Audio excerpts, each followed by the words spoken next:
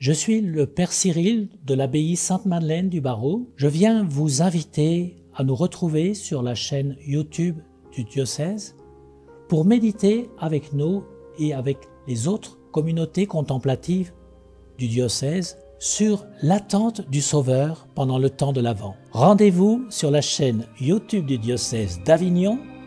À bientôt.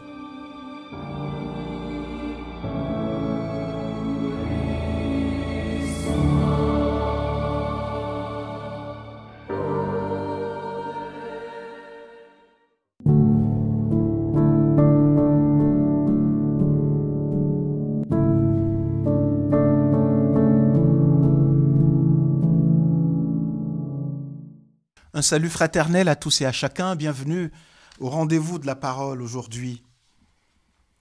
Nous recevons un texte qui nous vient de l'évangile de Luc. Mais avant de l'écouter, accueillons l'Esprit Saint.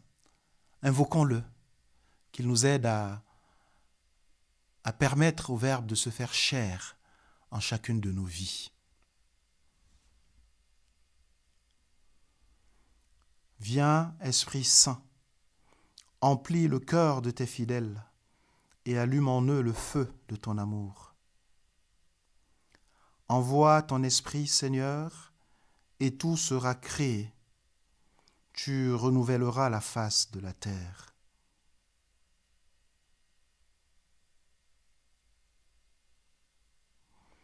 De l'Évangile de Jésus-Christ selon saint Luc, au chapitre 21, versets 1 à 4.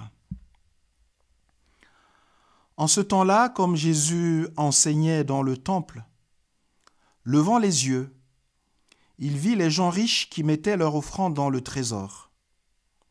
Il vit aussi une veuve misérable y mettre 2 pièces de monnaie.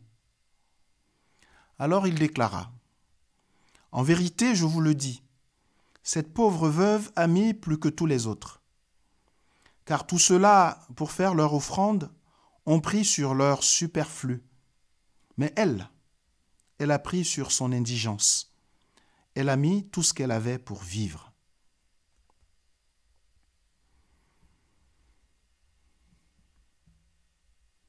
Ce texte de l'Évangile vient à la suite d'une charge de Jésus contre les scribes et les pharisiens, tous ceux qui se pavanent, qui s'imposent aux autres du haut de leur position respectable, leur position dans la communauté des croyants. Ce sont des scribes, ils ont la connaissance, ce sont des pharisiens, ils sont pris pour les observants stricts et fidèles de la loi, alors tout le monde les respecte et ils en jouent. Et le Seigneur dénonce sans cesse leur hypocrisie, les invitait à aller beaucoup plus loin que les apparences. Et alors, dans ce temple qu'il aimait tellement, Jésus, qui lui était familier, la maison de son Père, il voit des gens qui mettent leur offrande dans le trésor, parce que dans le temple, on pouvait faire des offrandes pour faire vivre le temple. Et le texte de Luc nous précise qu'il y avait des gens riches, d'un côté, qui mettaient leur offrande dans le trésor, donc ils mettaient beaucoup d'argent. Ce qui n'est pas pour déplaire, souvent à ceux qui gardent le temple, aux prêtres, au conseil des affaires économiques, que des gens fassent des offrandes conséquentes, c'est toujours intéressant. Et beaucoup, d'ailleurs,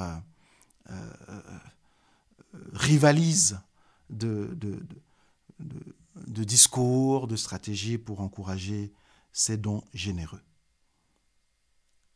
Et puis, à leur suite, il y a une petite dame, une veuve misérable.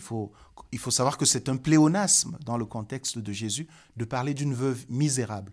Parce qu'une veuve, dans ce contexte social, est misérable par définition. Elle n'a personne. Elle n'a pas de mari. Et elle est un peu mise à l'écart. Parce qu'une femme sans mari dans la société de Jésus, c'est une femme dans la misère totale. Elle n'a rien, elle n'a personne pour prendre soin d'elle, elle n'a personne pour la défendre. Ça n'a rien à voir avec la société actuelle. Et je le dis pour souligner que c'est une belle évolution où une femme n'aura pas forcément besoin, en tout cas pour ce qui est des besoins matériels, d'une autre personne pour s'occuper d'elle, parce que la société s'est organisée de sorte qu'elle puisse gagner sa vie. Tel n'était pas le cas dans la société de Jésus. Alors, cette veuve misérable, elle s'avance et elle met 2 petites pièces de monnaie. Jésus observe cela.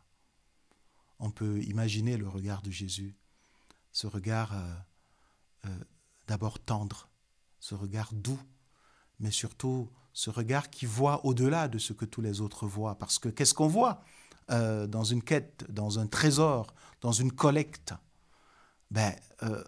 En l'occurrence, là, on voit que d'un côté, il y a des gens qui donnent vraiment, et de l'autre, il y en a qui donnent...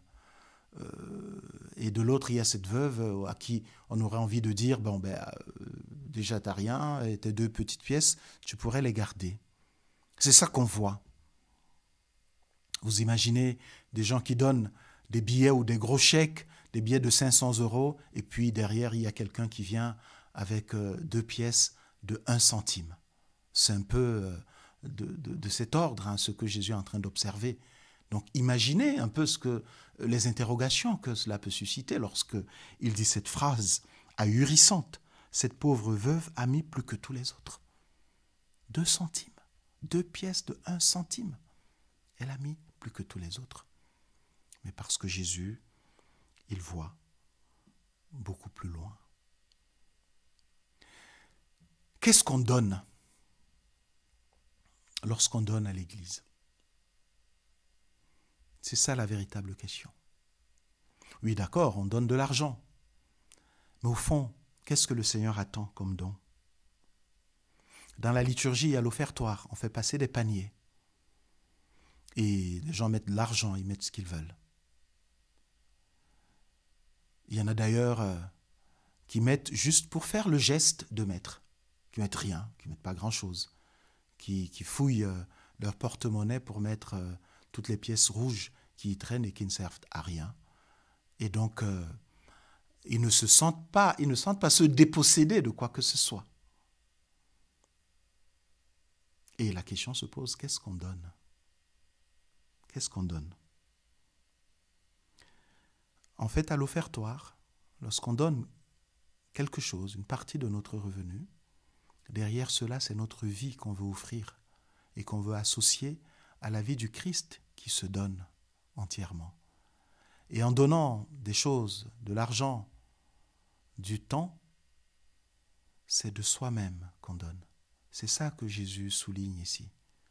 Parce que dans l'acte de confiance de cette personne qui a donné ce qu'elle avait pour vivre, c'est sa vie tout entière qu'elle a donnée. C'est sa vie tout entière qu'elle a donnée. Alors, comme chrétiens, suivons l'exemple de cette veuve. Des fois, effectivement, on est pauvre et misérable comme elle. Mais elle nous enseigne que, même si on est pauvre, on peut donner. Personne n'est tellement pauvre qu'il ne puisse pas donner. On peut toujours donner.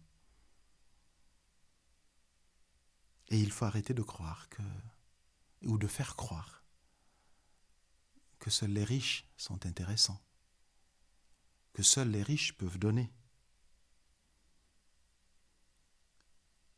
Arrêtons de minimiser notre don. Il y en a qui voudraient donner un tout petit peu, mais ils se trouvent ridicules. De quoi ai-je l'air? Non.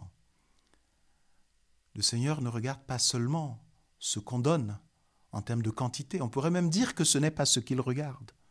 Mais il regarde comment on donne. Est-ce qu'on donne vraiment avec générosité, c'est-à-dire avec un détachement? Est-ce qu'en donnant, on se donne vraiment soi-même? Est-ce qu'on s'offre? Car le but définitif, c'est de nous donner. C'est de nous offrir nous-mêmes, c'est de nous porter comme offrande, de porter nos personnes comme une offrande qui soit agréable à Dieu. Et même notre pauvreté est un grand cadeau que nous pouvons faire à notre Seigneur. D'ailleurs, saint Paul dit de Jésus que de riche qu'il était, il s'est fait pauvre pour pour nous enrichir par sa pauvreté. Sa pauvreté pour nous est devenue une richesse parce que c'est un chemin de vie.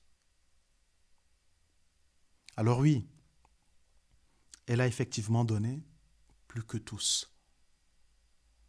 Leur don ne les touche pas, tandis que son don à elle, c'est un acte de totale confiance à Dieu. Elle a tout donné et s'est donnée elle-même. Au fond, c'est un acte de charité parfaite. C'est ainsi que le résumé s'intéresse de l'enfant Jésus. Aimer, c'est tout donner et se donner soi-même.